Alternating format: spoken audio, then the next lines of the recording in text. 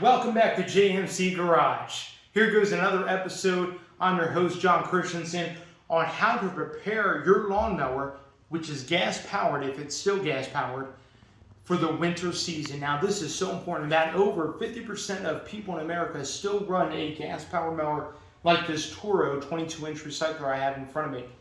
This particular model is a 2014, but any kind of mower is going to be very similar to what I'm going to demonstrate for you today on how to prepare it for the winter season.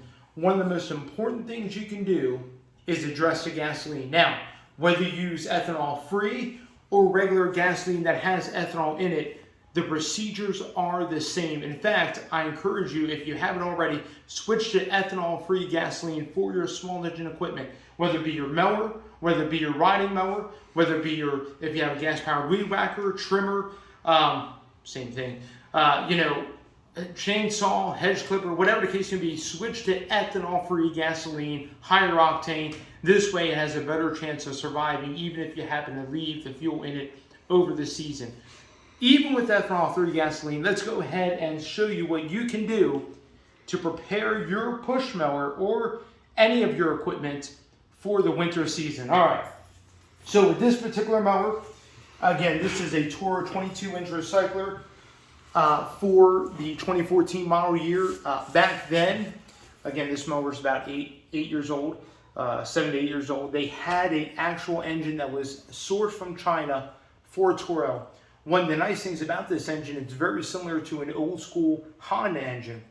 So one of the things you want to do is, number one, at the end of the season,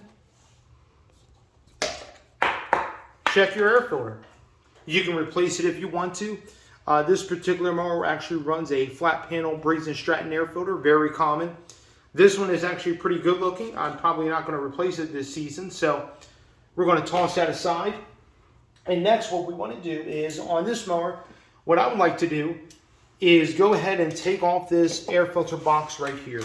It is held on by two 10mm screws.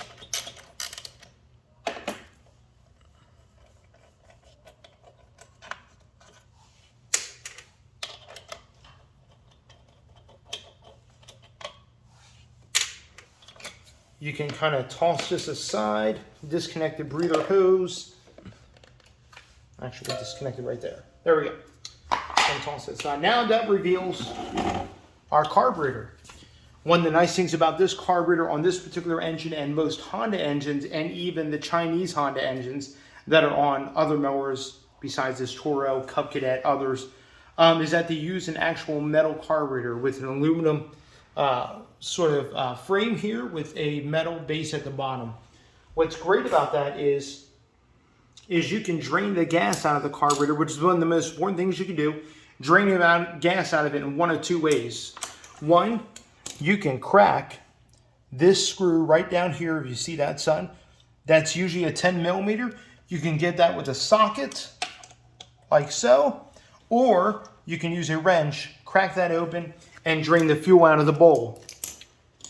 What I would like to do is, when I do that, I'll drain the fuel out of the bowl by pinching off the gas line with a pair of needle nose pliers. Loosen it up just a little bit. Now it's pinched off. So anything in the tank and in this line is going to stay. And then what you do is, when you crack that loose and you have something to kind of capture the fuel that comes out of it, and then when you're done, all your gas is emptied out of the carburetor. Now you may be like, John, what about the fuel in the tank and the fuel that needs to come out of there? Good idea. So let me help you out with that. What you do is you go ahead and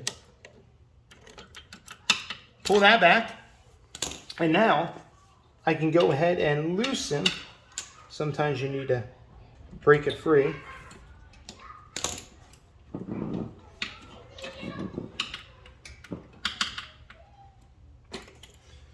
All right, now with my fuel line pinched off with my needle nose pliers, now what I can do is I can take a bigger container. Yeah, it smells like fuel. It's amazing. What I can do is take a bigger container and drain everything out of the tank and out of this line.